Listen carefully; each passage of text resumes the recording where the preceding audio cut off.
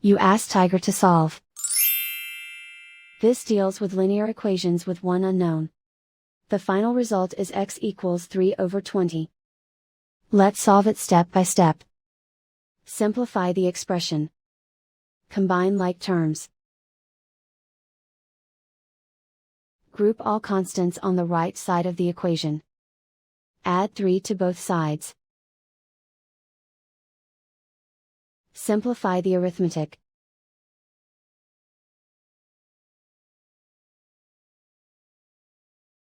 Isolate the x. Divide both sides by 20.